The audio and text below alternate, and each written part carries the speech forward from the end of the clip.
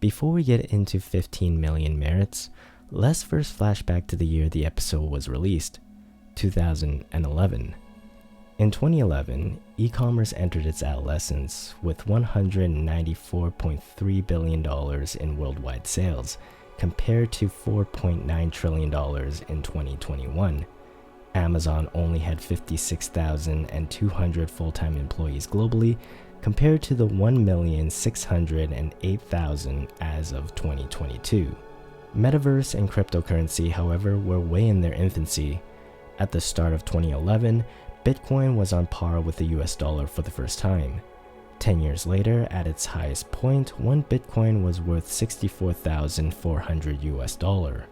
The metaverse was still science fiction, as the main reference to the concept in 2011 was the novel Ready Player One. American Idol was entering its 10th season, and the hit singing competition show was fading out of relevance and facing stiffer competition as The Voice was released that year. In 2011, YouTube allowed everyone the ability to monetize their videos with ads and had no worries about the impending adpocalypse.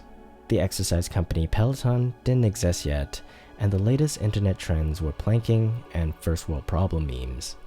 Now that we're refreshed on the state of the world in 2011, we can get into Black Mirror, episode 2 of season 1, 15 million merits. Did the episode age well? Are the themes still relevant? Did any predictions in the show come true? If not, is it still plausible? Let's find out. The absurdity of making money. Making money and powering the society we live in is an endless cycle. 15 million merits begin with the workers engaged in this absurd way of life. Surrounded by screens, whether he's working, relaxing, or seeking pleasure, the protagonist, Bing, questions his purpose. Wealthy because of an inheritance from his late brother, he recognizes all the traps in his fake reality. Games, pornography, and unhealthy food, these vices still lure us now. App developers, game makers, content creators, and marketers have learned to abuse our addictions to the screens. Whenever we make an online purchase, we must resist being upsold by an algorithm that understands what we want. Every day we pay for our subscriptions to skip ads, putting a price on our impatience. What's the point of staying in shape, practicing art, and earning money when nothing is real? Money means freedom, but what do you buy to get this freedom? Bing didn't care about his merits until he met Abby. He convinces her to enter the hotshot competition and buys the expensive ticket for her to enter.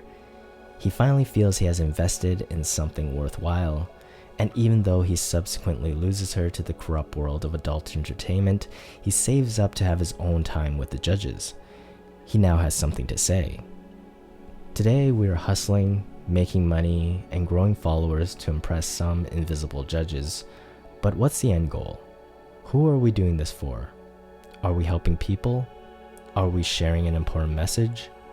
When Bing returns to the stage and confronts the judges, he blames them for taking the only real thing he had. Everything else was fake fodder. This is a reminder today as we spend money dressing up avatars on the internet to take a moment and question why people want us to do this. Who is benefiting from this? And is there a reason for this distraction? The powerful will try to relate with us. They will use our needs, desires, fears, and even disobedience against us.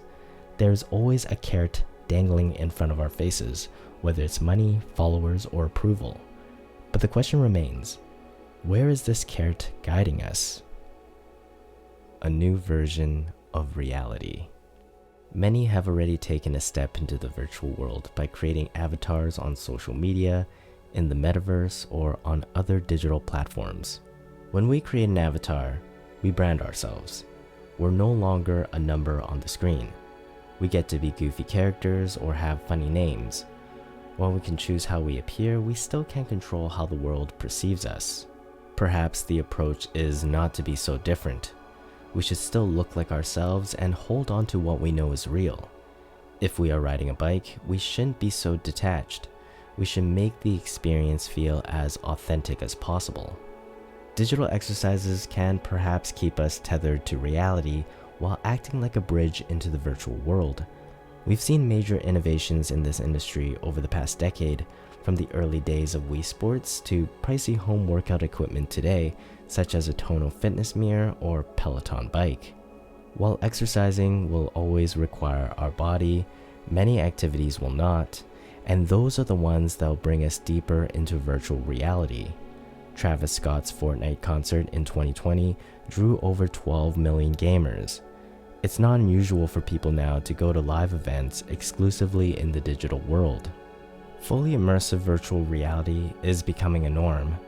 To connect the physical world with the virtual one, we will likely start with self-contained rooms where people can interact with screens around them, similar to the characters' rooms. Arcade-style VR games are popping up all over big cities. Other entertainment and community venues, from art galleries to restaurants, are adding immersive experiences to their offerings. Take, for example, the Silicon Valley restaurant iChina and its futuristic dining experience. We fear the virtual world would make us less human, but as humans, we often try to escape our dreary reality. When Bing is convincing Abby to audition for Hotshot, she speaks of how cheesy reality can be and how wanting more is cheesy. Ignorance is bliss, and those in power want to keep us happy and distracted. We can't help feeling a little jealous of the guy enjoying all the idiotic shows while riding his bike beside Bing. He successfully escaped reality and found contentment. In a way, it must be nice to live without that existential dread. Today, we are more conflicted than ever. We question the reality of news, money, and even people thanks to deepfakes. But how is all this dulling our senses? At this time, it's the virtual world that seems cheesy. Spending too much time there is not typical, but since Facebook changed its name to Meta, a crazy amount of money has been dumped into metaverse technology. And while the technology is still finding its footing, we wonder which company will come out in front. When will remote workers be forced to adopt this tool?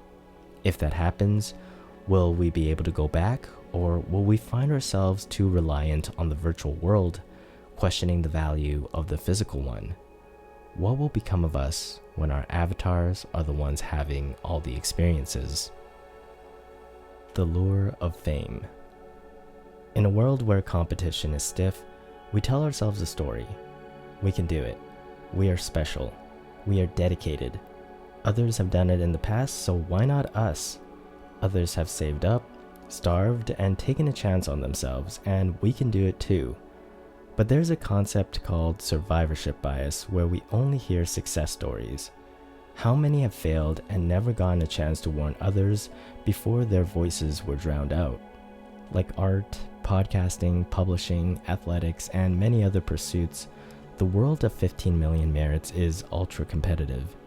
Gatekeepers control everything on the screens, giving them full command of the culture. When a trend hits its saturation point, the gatekeepers drive up another.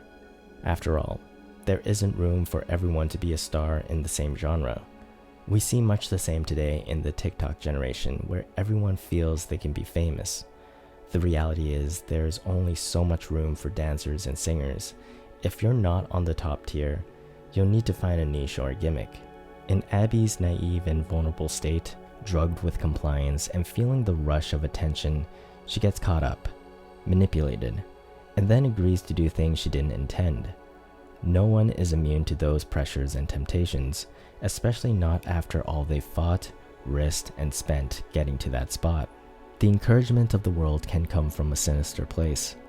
Consider all the internet influencers who started as gamers, models, actors, or fitness coaches who then opened an OnlyFans account to leverage a fan base willing to pay for more. No shame, but know that some choices cannot be reversed and shouldn't be made with hasty thinking. The number 15 in the title is so appropriate. The saying is that in life, everyone gets 15 minutes of fame. How we capitalize on those 15 minutes will define us. In an age where attention is gold and everyone is rushing to go viral and become famous in an instant, we all have the opportunity to grow a fan base and leverage our uniqueness into bigger careers.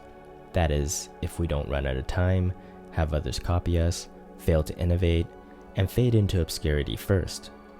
In the final act, Bing gives a dark and hilarious performance, turning his suicidal persona into a motivational speaker. Holding himself hostage allowed him to stand out, and his unconventional approach made it marketable. He gets attention. He gets to escape his current reality and enter a new one. But is it all worth it? Or is it the continuation of an endless cycle? 15 Million Merit's satirical depiction of how we are trying to escape our current reality and the Sisyphean grind of capitalism is extremely relevant today. More and more jobs are starting to feel meaningless. The rise of quiet quitting in 2022 shows us that our relationship with success and money has changed significantly. The idea that one person can stand out among millions is as absurd as humans pedaling to distract themselves from the bars of their cages. However, it also speaks to the power of the collective. While one person biking can barely power a light bulb, a group biking will be able to power a community.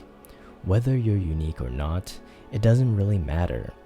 The reality is, we have to work together. Thank you for watching. My name is Elliot, and I'm rewatching Black Mirror episodes to see how they've aged. If you're interested in this series or my other videos about writing and the creative process, please subscribe.